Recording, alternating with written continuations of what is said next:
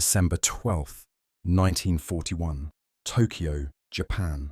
In a smoke-filled conference room deep inside the Imperial Navy Ministry, Vice Admiral Jisaburo Ozawa leaned back in his chair, a confident smile curving beneath his mustache. "The Americans," he said in a clipped, almost amused tone, "build ships the way they build their automobiles, in bulk and with no soul." Laughter rippled across the table. Charts of shipyard outputs and intelligence reports from Pearl Harbor lay scattered before them. Only days earlier, Japan's carrier fleet had delivered a devastating blow to the US Pacific Fleet. Battleships smoldered in the harbor, and the mighty Kido Butai, Japan's carrier strike force, seemed invincible. Rear Admiral Ryunosuke Kusaka added, "They will try to replace what they lost, but their factories are clumsy. Their shipyards lack discipline. They will drown themselves in their own metal." No one in the room argued. To the Imperial Navy, America was a nation of amateurs.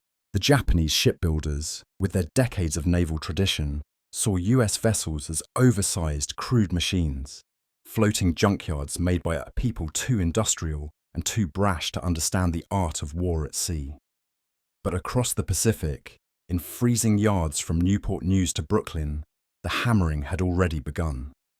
At the Newport News Shipbuilding and Dry Dock Company, molten steel poured into massive molds as sparks burst into the winter air. Men in oil-stained overalls worked through Christmas, welding the skeletal frames of what would soon become USS Essex, CV-9, the first of a new generation of American carriers. The Japanese could not have known it yet, but this junkyard was about to redefine naval warfare. The Essex-Class wasn't art. It was engineering on an industrial scale. 27,000 tons of armor, a hangar deck stretching over 2 football fields, and a flight deck that could launch a new generation of carrier-based aircraft, the F-6F Hellcat, the SB-2C Helldiver, and the TBF Avenger. Every rivet, every plate, every turret screamed efficiency. While Japan's shipwrights crafted ships by hand, the Americans did something else entirely. They manufactured them. By 1943, while Tokyo debated resource shortages, American yards worked day and night under a single unifying motto painted across the bulkheads: "Get it done." May 14th, 43. Brooklyn Navy Yard, New York. Steam hissed from cranes as sparks fell like rain. The rhythmic pounding of rivet guns echoed across the East River. An industrial symphony of war. Foreman Joseph Big Joe Corrigan shouted over the din, "Keep that plate steady, boys. The Bunker Hill sails in 60 days. Around him, thousands of workers, men and women alike, labored in shifts that blurred into one another. Some had never seen the ocean, yet here they were, building the ships that would dominate it.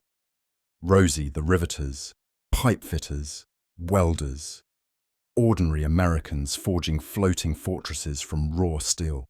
By mid-1943, the Essex-Class carriers were emerging one after another, their grey hulls sliding into the Atlantic with mechanical precision.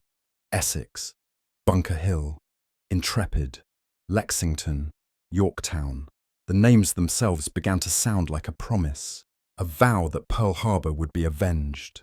In Washington, Admiral Ernest J. King reviewed the latest reports.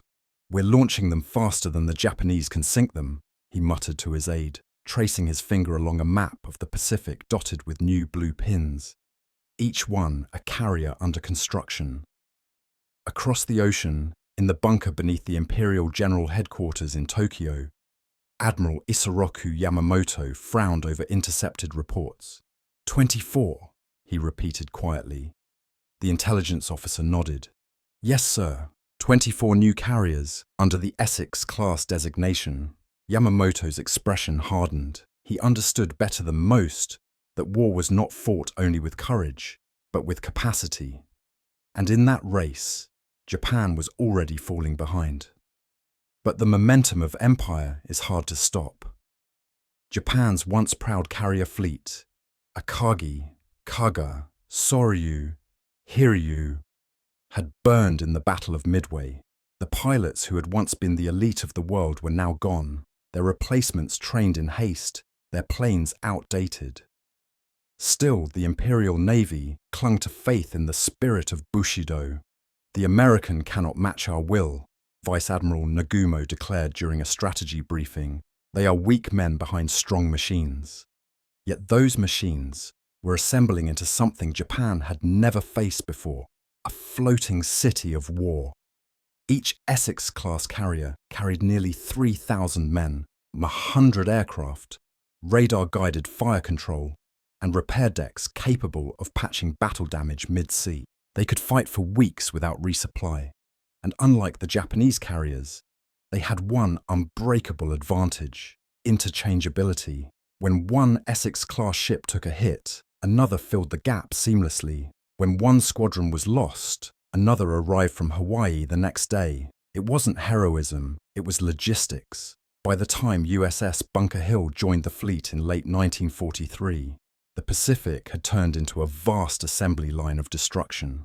In the calm before the next storm, Admiral Raymond Spruance stood on the bridge of USS Indianapolis and peered toward the dark horizon. "They thought we were slow," he said softly. "Let's show them how fast America can move." Beyond that horizon lay the Mariana Islands, and the battle that would shatter the myth of Japanese air supremacy forever. June 19, 1904, Philippine Sea, west of the Mariana Islands. Dawn broke over a glassy blue horizon. The sea was calm, but the air thrummed with tension. On the flight deck of USS Lexington CV-16, crews in yellow vests signaled with frantic precision as engines roared to life. The salty wind carried the smell of fuel and adrenaline.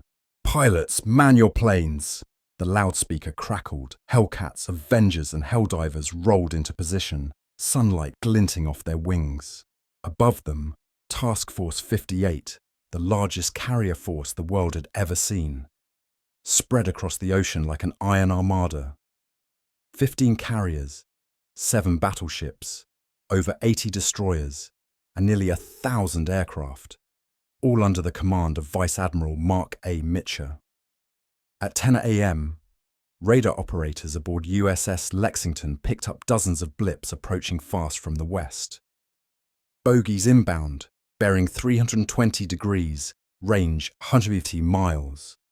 The order went out instantly: launch all fighters. From the decks of the Essex-Class carriers, waves of F-6F Hellcats screamed into the sky, climbing into the sunlight to meet the oncoming swarm. The pilots, calm, trained and confident, knew this was the moment they'd been built for. At 20,000 feet, Lieutenant Alex Vrasiu, a 25-year-old Hellcat ace from USS Lexington, spotted dark specks in formation. Japanese A6M Zeros, more than 100 of them, flying in from Guam. Vrasiu pushed the throttle. "Let's go hunting, boys." The clash was merciless. Hellcats dove like hawks through flocks of sparrows, their .650 caliber Brownings blazing. Zeros burst into flames, spiraling toward the sea. American pilots, protected by superior armor and firepower, cut through wave after wave. Below, on the carrier bridges, commanders listened to radio chatter like a storm. "Splash 10, bandit on my tail, breaking right." They're falling like flies. By noon, the Japanese had launched over 300 aircraft from carriers Zukaku, Shokaku, and Taiho. By sundown, nearly everyone was gone.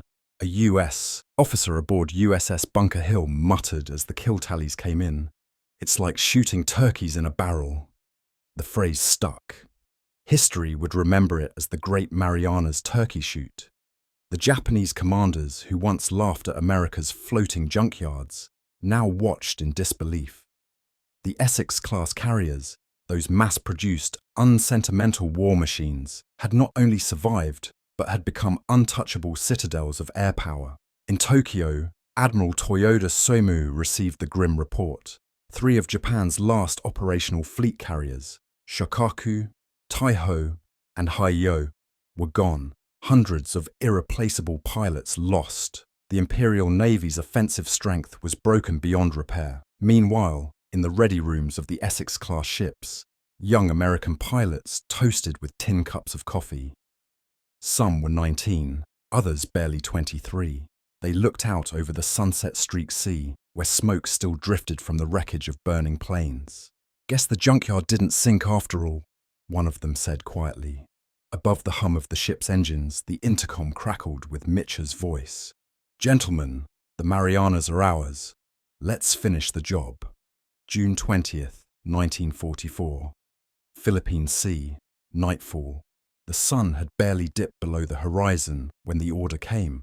Strike while there's still light. Vice Admiral Mitch's decision was daring, almost reckless.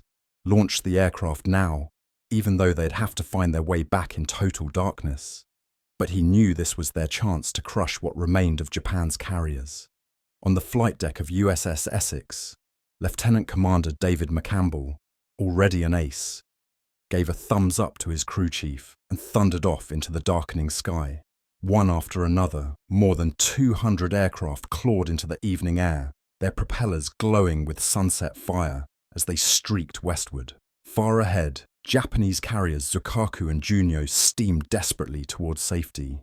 Smoke still trailed from the horizon where Shokaku had gone down hours earlier, torn apart by an American torpedo that set her aviation fuel tanks ablaze. At 7 p.m., the Essex-Class planes found their targets. From 10,000 feet, torpedo bombers of USS Belleau Wood descended through puffs of anti-aircraft fire, their torpedoes slicing into the sea. A moment later, impact. The night lit up with orange flame as Hayo erupted in a chain of explosions. On USS Lexington, radar screens flickered as controllers tried to track returning pilots. "They're out there somewhere," one operator whispered. Fuel gauges were running dry. The Pacific had become a pitch-black void. Then, in a move that defied protocol, Mitcher gave an unprecedented order. "Turn on the lights." One by one, the massive carriers illuminated their decks, hundreds of lights piercing the darkness.